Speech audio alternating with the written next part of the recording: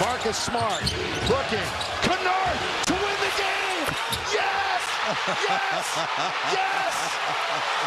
Luke Kennard. Luke Kennard wins it for the Lakers.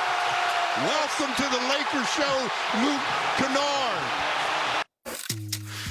So we're at 9 games now. The Lakers streak is their longest since also winning 9 straight from December to January during the 2019-2020 season. They went on to win the 2020 NBA Finals in the bubble. Jay Will is back with us here to talk about the red-hot Lakers. But the question is, are the Lakers in that same sort of tier as the Spurs and the Thunder in the West? Well, listen, my initial answer to that is going to be no.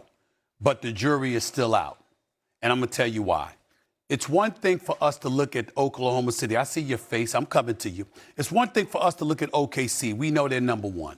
We look at Wembanyama. He's going to win Defensive Player of the Year. Anybody that doesn't vote for him Defensive Player of the Year, take away their voting rights. They don't deserve it, okay? Just confiscate it, okay? He's going to win Defensive Player of the Year. He's got a shot to win League MVP, and obviously San Antonio has a shot to win the championship. This brother is just a freak of nature. He's absolutely exceptional.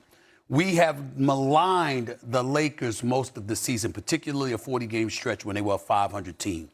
That is not the Lakers that we're watching right now, Jay. And that's really the bottom line. When you look at the Los Angeles Lakers, Jay, lift your head up. The camera's on you, my brother. Let me tell you something right now.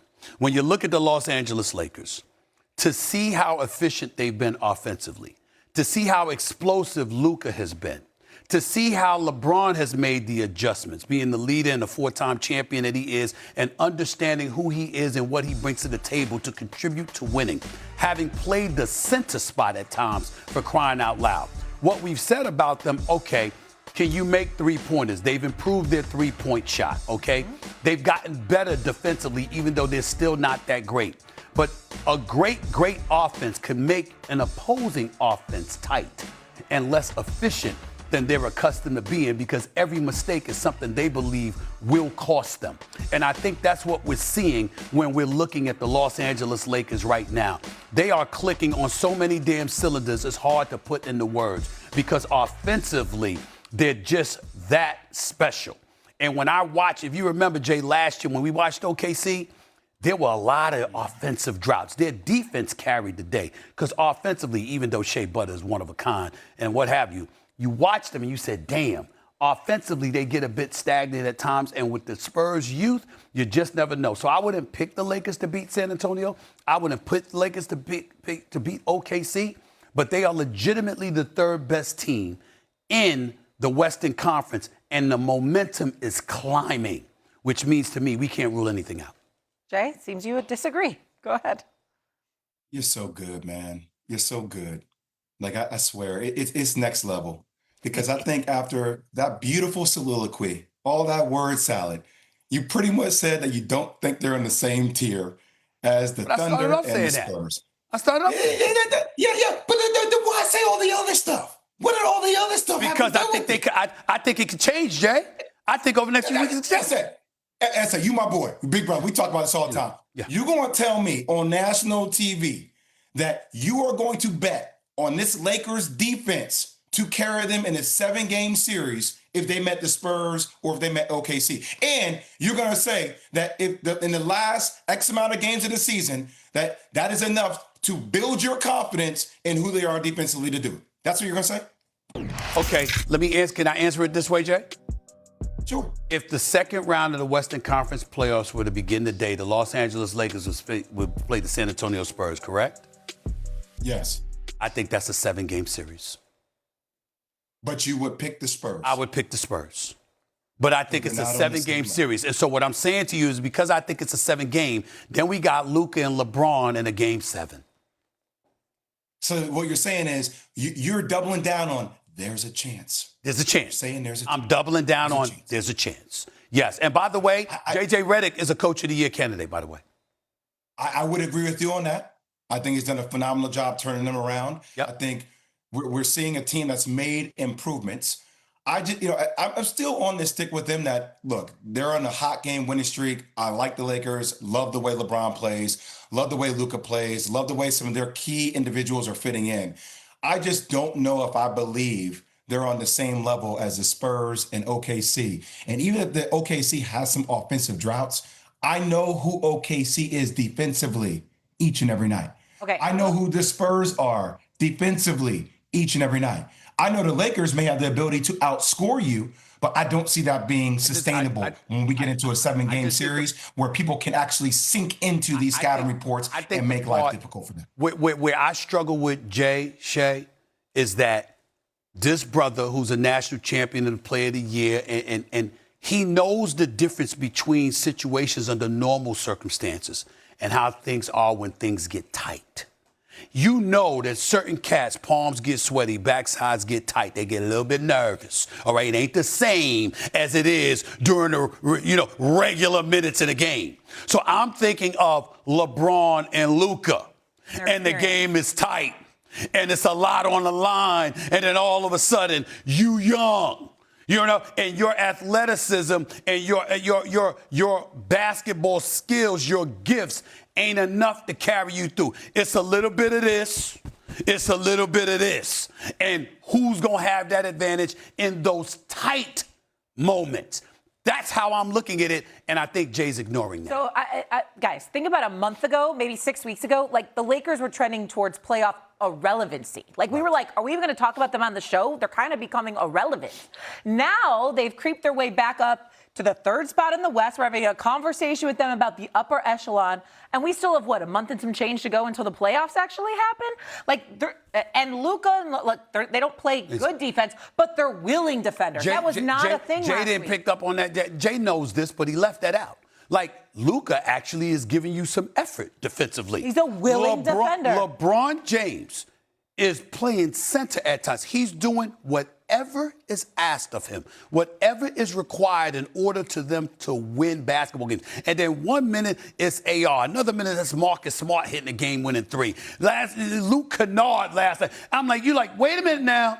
They're getting production from other people, and they're not god-awful on defense the way that they were a month ago. I'm just going to wait for the water to level out. It's like him with the Cowboys. You're being like that with the Lakers. A little bit. Give them a chance here. I mean, they're trending in the right direction. I'm going to give them a chance. Listen, we all know where I want to be in May and June. I want to be in Southern California. That's why you're giving them a chance. I want to be in Southern California and Miami. Miami ain't going to do it for me, but L.A. will. Quietly, LeBron James has three straight double-doubles, too. Right. Quiet. Luka Doncic will be eligible to play. That's because the NBA has rescinded his 16th technical foul that he received Saturday. It was the right thing to do to take it back, right? We like a little trash talk. You heard what Vitazzi said, right? That's worth a tech. So it's a one-game. It would have been a one-game suspension. Instead, Doncic eligible to play tonight. Lakers have won 9 straight. Luka averaging 40 points, 8 boards, and 7 assists during this run, in which the Lakers have looked great. They have figured something out, right? Clearly. An NBA season is so long. Yes. They've been written off like 5 different times this year. Yep. But as we get to the part that matters the most, they look like they figured it out. Yeah, we've talked so much about the 3-man lineup, obviously with Luka, with LeBron, with Reeves, and how it just doesn't fit. I mean, it was only a couple of weeks ago we were giving you numbers that told you that it didn't fit. One of the worst defensive ratings when they're on the floor together. So what did J.J. Redick do? He doesn't put them on the floor together a lot. So he realizes the numbers are telling him you don't play them together. And also there's buy-in. There's buy-in from different areas. First and foremost, Luka has been otherworldly offensively. He's the best offensive machine in the game today. Just look at his numbers and then argue with me there. He's not only is he averaging over 30 a game, but he's doing it since January at an efficient rate where he's shooting over 40% from downtown, taking over 11 a game. Like, that's insane. Some of the shots, too, that he's making are also video game shots. You have him and Reeves creating for himself. So what does that mean for LeBron? He's become the third guy on this team. And J.J. Redick has had to talk to him about it. And he has said, you're the third highest usage guy on the team, but it doesn't make you less important. It's just a different role. LeBron's embraced it. I'm interested in your perspective on that. Because LeBron, most of the immortals, I've been watching the game 50 years, most of the immortals don't take that back seat at the end of their careers. A few have, but generally speaking, most of them, they prefer to be the man on their team rather than taking a step back. But LeBron sort of has always had a bit of an unselfish nature, at least in his game, willing passer, etc. With LeBron in this role and Luka playing the way he's playing right now, what is this Laker team capable of doing? I think you hit it right on the head, right? LeBron has done this his whole career. Right. He had no problem deferring to Kyrie when we were on that team and letting him take that shot. He has no problem putting the right player in the right position. So once again, LeBron takes a step back, looks at his team and what he has, looks at the schedule and says, okay, I can pick my spots. I know when to be aggressive. I know when they're truly going to need me in a playoff match, and I know what I could bring. I think he is saving himself to have enough juice to do it. It's a scary time when LeBron James enters. Scary. 41. Did you see those highlights we just showed? The stuff he's doing? Yeah. Again, if you're dialing back some of the weight that he'd have to carry as a centerpiece and letting him just kind of – he's such a smart player that if anybody could do this in this role, it would be him. But just watching some of the highlights, it's remarkable. He doesn't look 41. That he does not look his age. They are the opposite of the team, though. If you're thinking about this as being Luka Doncic's team, the team that Luka took to the finals a couple of years ago was built completely differently from this one, right? This team is built to try and outscore you. Yes. That team was built to defend like crazy and do all the things around Luka and let him go crazy. Can they play enough defense to win 2 rounds in the playoffs?